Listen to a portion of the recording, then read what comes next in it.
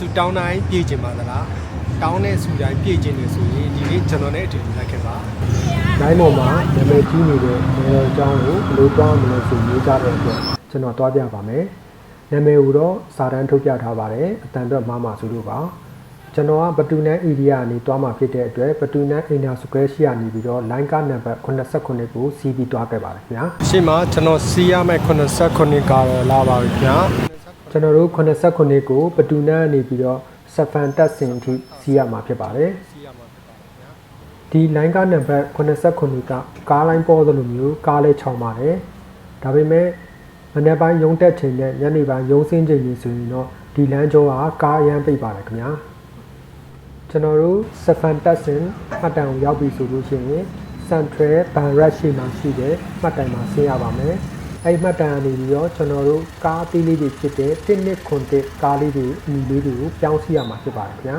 ကျွန်တော်လာတာကရုံဆင်းချိန်ဖြစ်နေတဲ့အတွက်ဒီကားလေးတွေကတော့နေရာမရပါဘူးတွေ့ပြီးတော့စီးခဲ့ရပါတယ်ကျွန်တော်တို့ဒီနေရာကိုယထာနဲ့လေးလာလို့ရပါတယ်ယထာနဲ့လာမယ်ဆိုလို့ရှိရင်ကျွန်တော်တို့ BTS စဖန်တာစင်ဘူဒါမှာဆင်းပြီးတော့အခုတရားအောက်ကနေပြီးတော့ဒီကားအနီလေးတွေကိုတစ်ဆင့်ပြန်ပြောင်းစီရမှာဖြစ်ပါတယ်အခုမြင်ရတဲ့တရားပေါ်က BTS station ကတော့စဖန်တာစင် BTS ယထာ station ဖြစ်ပါတယ်ကျောင်းစင်းငိမ်ဖြစ်တဲ့အတွက်ကျောင်းလူလေးတွေကကျွန်တော်ဘလော့ရိုက်နေမှန်းဒီလိုလှမ်းပြီးတော့လက်ပြကြပါတယ်ခင်ဗျာအခုလိုကားတွေ့စီးနေရင်းနဲ့ကျွန်တော်တို့ငယ်ငယ်ကလူထဲမှာကျူရှင်တွားတက်ပြီဆိုလို့ရှိရင်လက်အန်တည်တဲ့အထိကားကိုတွေ့စီးခဲ့ရတဲ့အချိန်ကိုပြန်ပြီးတော့သတိရမိပါတယ်ဒီကားနီလေးတွေကတော့ဘန်ကောက်မှာမြို့နယ်တိုင်းရှိပြီးတော့အဓိက main လမ်းနေရာနေပြီးတော့လမ်းတွေတွေကိုပြန်တွားခြင်းတဲ့အခါအခုလိုကားနီလေးတွေနဲ့ပြန်စီးရပါတယ်ခင်ဗျာဒီဖျားเจ้าရှိမှတ်တိုင်မှာဆင်းပြီးလို့ရှိရင်ဖျားเจ้าထဲကိုဝင်လိုက်ပြီဆိုတာနဲ့ဘယ်ဘက်မှာမေတော်ရှိတဲ့ကျောင်းဆောင်ရှိပါတယ်ခင်ဗျာဒါကတော့ကျောင်းဝဲထဲမှာရှိတဲ့ညာဈေးလေးဖြစ်ပါတယ်စားတောက်ဆရာတွေရောဟင်းချက်ဆရာတွေအတီးနှံတွေအဝိထေတွေပါဒီဈေးလေးမှာရတဲ့အတွက်ဖျားဖူးပြီးပြန်ဒီဈေးလေးကိုလည်းဝင်ပြီးတော့လည်လို့ရပါတယ်ခင်ဗျာကျောင်းထဲကိုဝင်ခြင်းမှာဘန်ကောက်မြို့ကိုစောင့်ရှောက်တဲ့ရက်ခန့်ညီနောင်ရုပ်ထုရှိပါတယ်ခင်ဗျာမေတော်ကိုလူတန်းမှုအတွက်ပန်းတို့အမွှေးတိုင်းဖျောင်းနိုင်တဲ့အေးတွေဝယ်ခြင်းတယ်ဆိုလို့ရှိရင်လည်းဒီမှာဝယ်လို့ရပါတယ်ပွဲပြင်ပြီးသားလေးတွေလည်းရှိပါတယ်ဒီဆိုင်လေးကနေပြီးတော့မွှေးတိုင်းနဲ့မွှေးတိုင်းမှာနာမည်နဲ့ကိုဖြစ်ချင်တဲ့ဒိတ်ထန်စာရေးလို့ရတဲ့စာရက်ကလေးယူလို့ရပါတယ်ခင်ဗျာနောက်ဒီမှာဝစ်စုံနဲ့လက်ဝတ်ရတနာတွေပဝါတွေလည်းဝယ်ပြီးတော့လူတန်းလို့ရပါတယ်အမွှေးတိုင်းဖျောင်းနိုင်နေပြီးတော့မေတော်ရှိတဲ့ကျောင်းဆောင်ပေါ်ယူသွားလို့မရပါဘူးဒီတတ်မှတ်ထားတဲ့နေရာမှာပဲဆူတောင်းပြီးတော့လူတန်းခဲ့ရမှာဖြစ်ပါတယ်ကျောင်းဆောင်တွေကိုစဝင်လိုက်ပြီဆိုတာနဲ့ကျွန်တော်တို့အလယ်မှာဉာဏ်တော်မြင်မာတဲ့ထိုင်တော်မူဗုဒ္ဓရုပ်ပွားစင်းတူးတော်မြတ်တဆူရှိပါတယ်ခင်ဗျာပထမဆုံးဗုဒ္ဓစင်းတူးတော်ရှိမှာ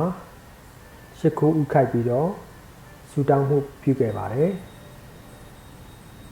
ဗုဒ္ဓစင်းတူးတော်ရဲ့ဘယ်ဘက်မှာမေတော်ရုပ်ထုရှိပါတယ်ထိုင်းနိုင်ငံမှာရှိတဲ့နာမည်ကြီးတရုတ်ဆောင်များလည်းဒီမေတော်ကျောင်းမှာလာရောက်ပြီးတော့ဆူတောင်းတိတ်ထန်ကြပါတယ်သူတို့တွေဆူတောင်းဒိတ်ထံပြည့်တဲ့အတွက်နောက်ပိုင်းမှာလည်းလိုင်းပေါ်မှာနေတော်ပို့ပြီးတော့နာမည်ကြီးလာပါတယ်လူသိများလာပါတယ်ကျွန်တော်တို့မြန်မာနိုင်ငံနဲ့တခြားသောနိုင်ငံမှာ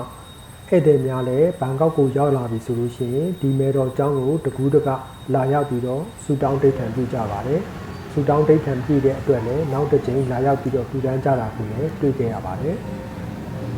မေတော်ကျောင်းကိုအေးဆေးနဲ့တွားရောက်ဖူးမြော်ပြီးတော့ဆူတောင်းဒိတ်ထံခြင်းနဲ့ဆိုလို့ရှိရင်ဂျာရက်တွေနဲ့နေ့လယ်ပိုင်းတွေမှာတွားရောက်ဖို့အကြံပေးပြင်ပါတယ်။စနေတနင်္ဂနွေလိုမျိုးပိတ်ရက်တွေမှာတော့လူရမ်းများပါတယ်ခင်ဗျာ။ကျွန်တော်တို့ရဲ့ပတ်စံအိတ်ဖုန်းထဲမှာရှိတဲ့ဘဏ်အကောင့်တွေကိုမေတော်ရဲ့လက်နဲ့ထိပြီးတော့ငွေသားလေးတွေကိုတက်ချပြီးတော့ဆူတောင်းဒိတ်ထံပြုရပါတယ်။ကျောင်းဆောင်ရဲ့ညာဘက်မှာမဟာပိန်းရဲ့ရုပ်ထုရှိပါတယ်။မဟာပိန်းရဲ့ရှေ့မှာရှိတဲ့ကြွက်ကလေးမှာလည်းသူ့ရဲ့နေရာတစ်ဖက်ကိုပိတ်ပြီးတော့နာနာမှာကပ်ပြီးတော့လိုချင်တဲ့စုတွေတောင်းလို့ရပါတယ်လို့သိရပါတယ်။နောက်ဆုံးမှာကျွန်တော်တို့ကပ်ပြားလေးထဲမှာနာမည်ရဲ့ရက်စွဲရဲ့ကိုလိုချင်တဲ့ဆူတောင်းဒိတ်ထန်တွေကိုရေးပြီးတော့ပုံထဲမှာထည့်ပြီးတော့လှူဒါန်းခဲ့ရမှာဖြစ်ပါတယ်။ဒါကတော့ကျောင်းရှိမှရှိတဲ့ညာစည်းလေးမြင်ကွင်းဖြစ်ပါတယ်။ကျွန်တော်လည်းဆူတောင်းပြီးပြီဆိုတော့ဒီကျောင်းရှိဝင်ရနေပြီးတော့လာတော့အတိုင်းကားအနီလေးကြီးစောင့်စီပြီးတော့ပြန်ခဲ့ပါတယ်။ မိတ်ဆွေတို့လည်းဘန်ကောက်ရောက်တဲ့အခါမှာမေတော်ကျောင်းကိုအခုလိုမျိုးလိုင်းကားစီးပြီးတော့တွားရဆူတောင်းဖူးမြော်နေရန်အတွက်ရိုက်ကူးတင်ပြပေးလိုက်ပါတယ်